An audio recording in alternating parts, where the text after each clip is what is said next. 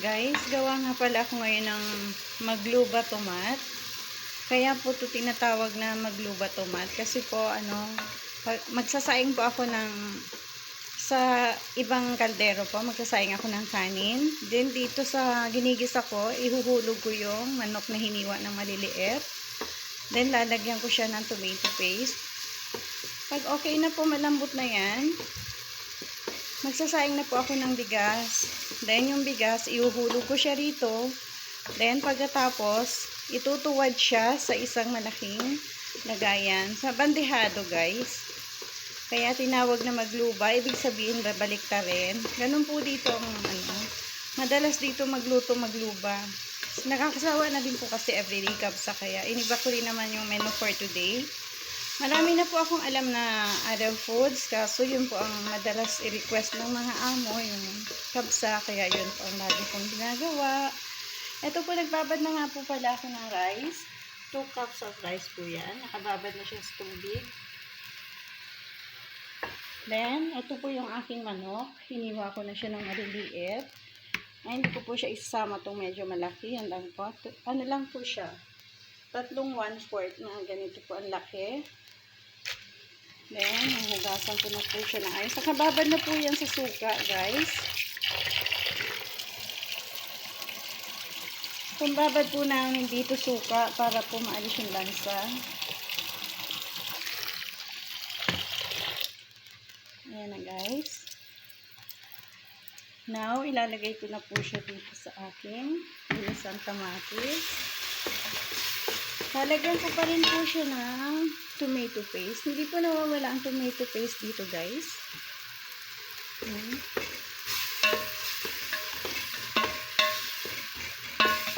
Hindi po yan tutubigan, guys. Pag okay na po yung kamatis niya, medyo luto na siya, ilalagay ko na po yung manok.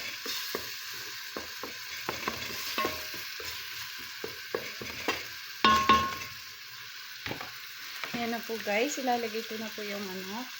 Ito po yung chicken niya. Hiniwa-hiwa ko po siya ng maliliit.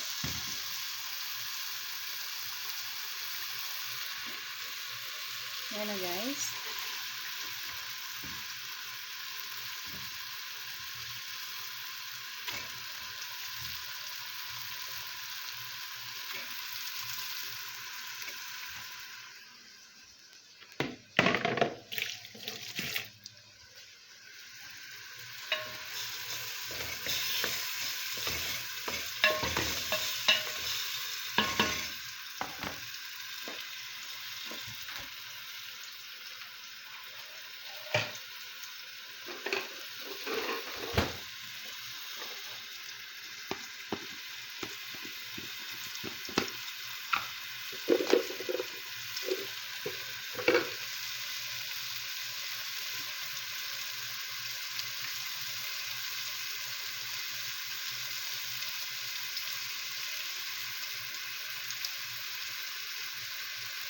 Guys, lalagyan ko po siya ng 1 bowl Maggi. Ito po.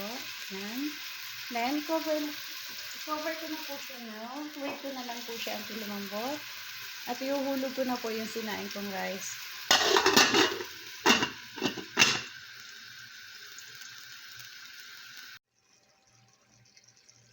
Yan, guys, luto na siya. Ihuhulog ko na po yung kanin. Ay, hindi naman nag-show. Ay, okay, hulog ko na po yung kanin.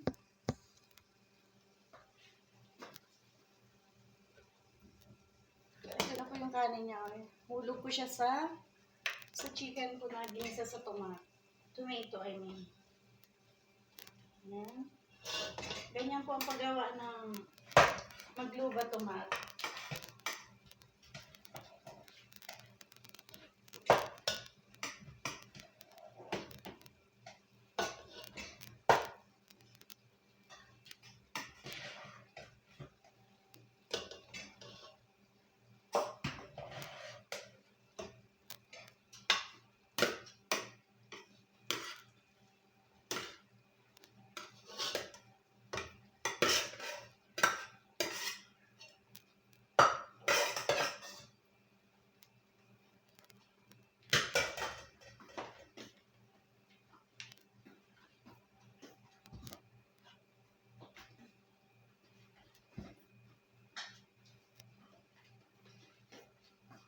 Lagyan po siya ng konting kulay.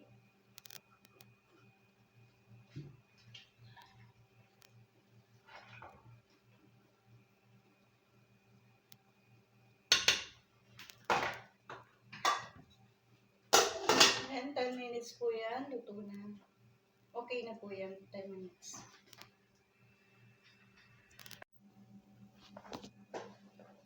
Hello guys, done na po ang aking magluba tomat.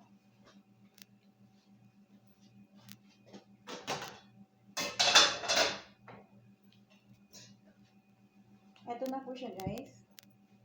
Ganito po ang pagsaling ng magluba guys. So, tataob, then, yan. Ganun po yan. Tingnan niyo po guys ha.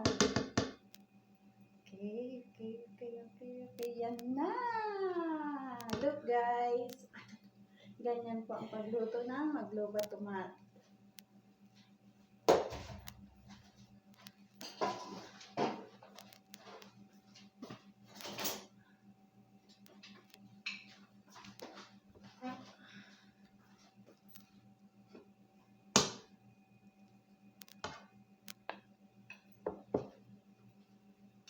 Ito, naiwan yung mga chicken. Kailangan ko ipatong. Yan.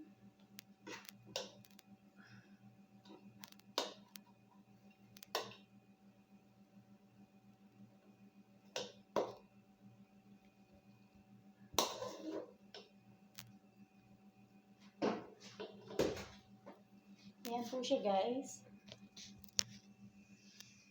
Look po kung ano ang ihahanda ko sa kanila ngayon. Yan. Ang tawag po dyan guys is magluba tomat. It means po, tinaob siya na magluba na niluto sa kamatis at sibuyas bawang. Yan na po guys. Thank you very much and God bless us all. Bye!